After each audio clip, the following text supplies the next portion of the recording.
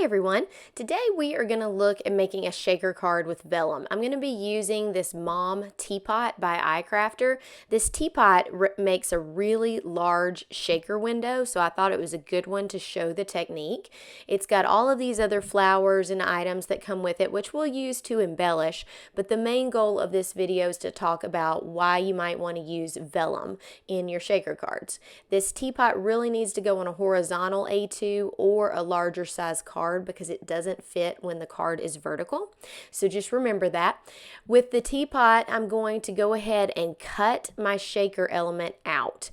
And the reason I'm going to do this is because I'm going to do some ink blending on this piece of paper. So I usually go ahead and cut out my element so that I'm not wasting my time ink blending what's in the middle. Now granted, if you want to cut that out and take it and use it on another project, that is perfectly fine. But with me, I like to go ahead and get this piece cut out.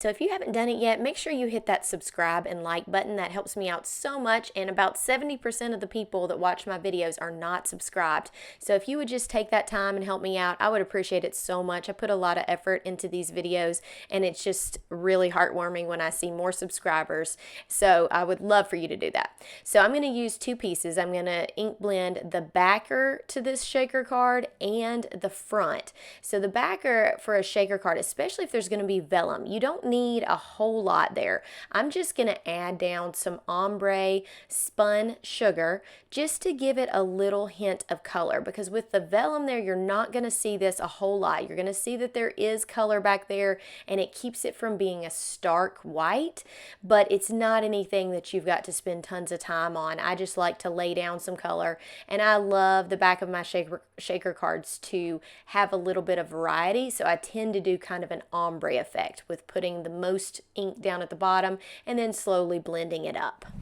Please put my front piece over the background too, and just make sure that I can see the ink blending. There is a little lip there, and you can see it does make a really nice ombre look. So I go and I touch up everything if there was a little spot I didn't think had enough ink, and then we're going to ink blend the front of this card.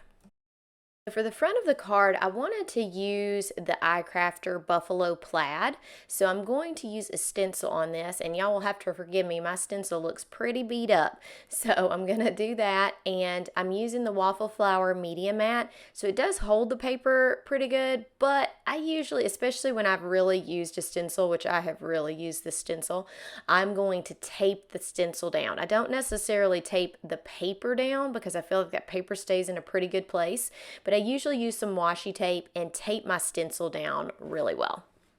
So you'll see I put a lot of tape around this stencil. This is a very long stencil, so it's nice if you're doing a bigger project, but I want to really make sure it doesn't go anywhere because this should be pretty fast and easy. I'm using that same spun sugar and the same brush that I used on the background, and we're just going to go through and make sure we get the outline of this. And so I don't know if you can see through the stencil, but I mean, I'm not doing a whole lot of blending.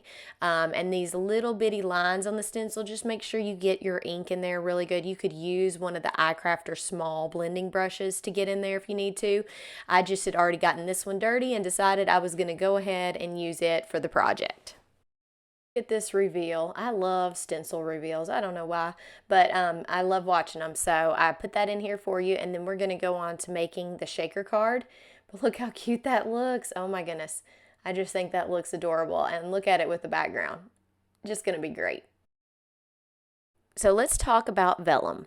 I like to use vellum on shaker cards when I have really bright shaker elements or really colorful ones and I'm trying to mute them down. So with this, I'm using the Simon Says Stamp Vellum, which is pretty opaque, not terrible. You can see that you can still see through it, but it's really nice at muting colors. So see, these are a brighter heart than what I would normally put, but when you put that vellum over them, it just mutes it down, and I feel like it makes your colors and your card all have that same theme. So I went with kind of a more muted color scheme on the front, and then I really wanted to use these hearts because I'm going to use this as a Mother's Day card, but they were just not quite the right color, and I didn't want to make my card that bright. I just wanted to go with softer colors. So I feel like when you're going to use some bright pieces, which I think this really helps me bring out my bright colors of shaker pieces, or my large ones. So these hearts are pretty large, and sometimes they don't fit in certain windows. So with this teapot, you could use huge shaker pieces, and it's not going to look overwhelming. I'm using a double-sided tape to adhere this front window. You could use liquid glue, but if you have never worked with vellum before, remember, vellum is a lot like acetate in that glue will show up on the front of it. So to me, I don't ever chance it with anything vellum. If I'm able to get away with not gluing, and then I know I've got a better chance of not messing up this front panel.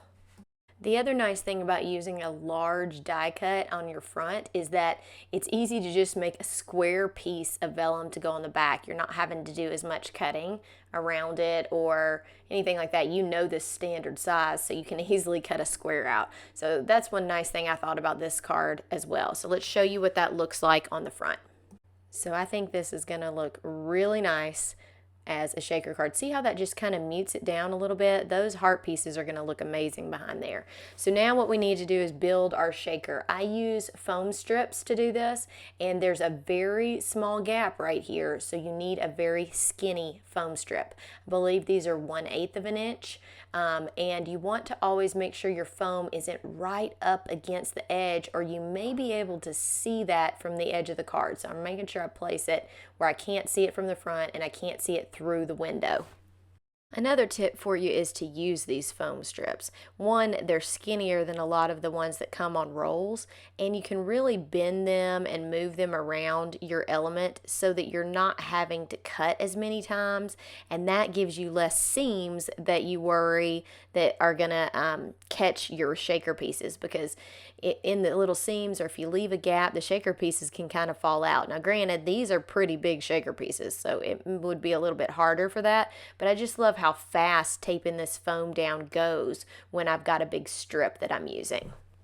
Another thing that I think it makes it easier with foam strips is that if you go back and do a second layer, which I tend to do 2 layers of foam for my shaker pieces, especially if they're a little bit bigger like this, you want to make sure that they will shake around and move freely. So I did 2 layers of foam tape. So I get my first layer laid down, and then I do a whole nother layer. So I'm going to go back and do that. Once you've layered all of your foam tape, then you need to use your powder tool. So there are so many different powder tools out there. I'm going to link to the one that I really am loving and show you what that is. But basically, you're going to powder the inside of this window just to decrease static, and then you're going to powder the edges, the inside edges of your foam tape, because you don't want pieces of shaker sticking to the edges. So you want everything to shake freely and not get stuck on parts of your foam tape. So just make sure you do that. I know I didn't put it in this video, but I will link the things that you need for that in the description. So make sure you go through those to check it out. So here's how this looks. So they're brighter than my light pink, but then when we put our vellum over this, it really mutes it out and it looks so cute. Sorry about my hair in the way, but you really have to line this up carefully, because with foam tape, you can only stick it down once. So you see, I'm really working at that before I give it the final press. So here we go. So look at those muted colors in there. I just think that's going to look amazing, and we're going to add some colored flowers on the front that are going to really complement these colors. If you don't have one of these cool little adhesive erasers, I pointed a quick little arrow, but I got some adhesive down there, and they're really strange, but man, they work. It doesn't take your color off, and it just removes a little bit of adhesive on the front of your card. For the mom sentiment on the front, I'm going to use that same spun sugar, and I'm going to get a good amount of color down, and then I'm going to let this dry, and I'm going to add some glossy accents to it just to give it a little pop. You could ink blend your flowers, but I decided I was going to use some Copics and color these to have some different color variation on them. So for the pink flowers, what I felt like matched the best was R20 and RV10. For the kind of violet colored flowers, I used BV000. The middle part is V25, and I also used BV02 to blend. I'm going to pop all of that up on the screen, and we will put this card together. So for this card, I used the pink and the purple flowers and some greenery. I'm going to pop up the Copic colors I used on the green. I just used one color and just did extra layers to kind of help shade. So it was just the color G14. And then we're going to put this on here, and I do not add my glossy accents until I have my card put together. I don't know if other people do it that way, but I feel like that way I don't have to wait on the areas to dry. I can go ahead and have it glued down, and then I can set my card aside completed to dry.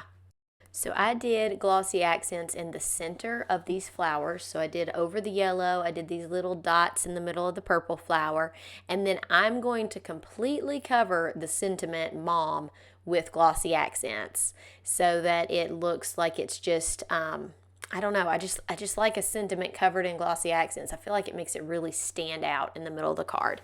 And then I'll show you how this card came together. This card, I really love how this vellum makes such a soft look. I think this is going to be an amazing Mother's Day card, and it really frees up options for using your shaker pieces with other colors. So I hope that you enjoyed this video. I hope you liked this content, and I would love to see you back on my channel. For this video, iCrafter did provide me with the dies and stencil. Everything else came out of my own pocket, and I do want you to make sure that if you are using or going shopping anytime today, that you go through those links below. They do provide me a small commission that helps me support this channel. Thank you so much, guys. Have a great day. Bye.